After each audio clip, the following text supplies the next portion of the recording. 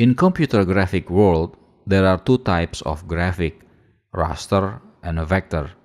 First, let's talk about raster. Raster graphics are images made of numerous small squares. When you see images like this, for example, it looks nice and smooth. But notice when we zoom in, we start to see the reality that this image is actually made of these small squares.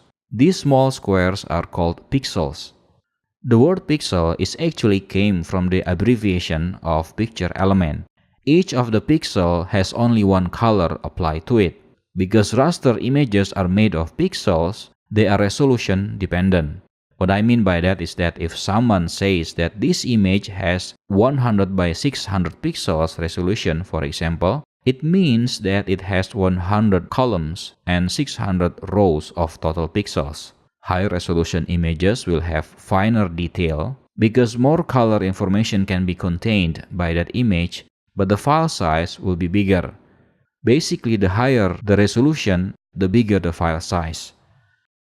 Vector graphics are images made of points, curves connecting those points, and color fields inside the area formed by those curves. These points and curves and color fields are stored as mathematical values, not as pixel grid data like raster images do. So as the result, and generally speaking, vector images are smaller in file size than the raster image version. Vector graphics are also resolution independent. Notice when we zoom in to as far as we can go, we won't see any pixels. We can resize or scale vector graphics to any size we want without the risk of losing any graphical information. Working in vector also gives us more flexibility because we can always go back and change things around. For example, when we draw a circle like this in Illustrator, we can always select it and tweak the shape or recolor it as we like. The shape is still alive and editable. This is something that you cannot do in pure raster images. You might be wondering by now, why not we just use vector for all of our graphics?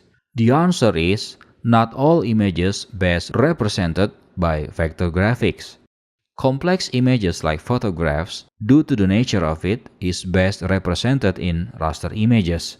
Also because vector graphics are basically a bunch of mathematical values, they need to be calculated and rendered in real time to be displayed on the screen.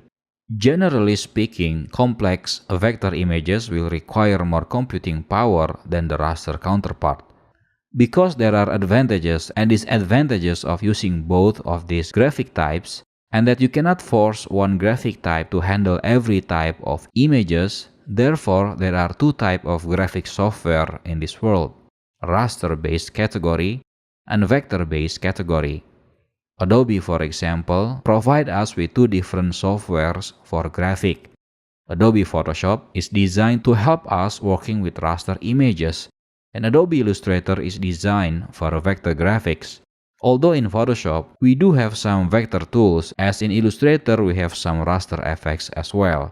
But they are not as complete as when we are using what they are designed for. Now, Adobe is not the only company making design or graphic softwares. For raster images, there are other software such as GIMP, Krita, Corel Paint Shop, Affinity Photo, etc. For vector graphics, you can find Inkscape, CorelDRAW, Affinity Designer, etc. I use Illustrator and Photoshop mainly because they are the most common design software in the world, and I've been using them since I learned computer graphics back in the college. That's about almost 20 years now. So to recap what we've discussed in this video, in terms of resolution, raster is dependent and vector is independent. In terms of the file size, vector is the winner as generally smaller size than the raster.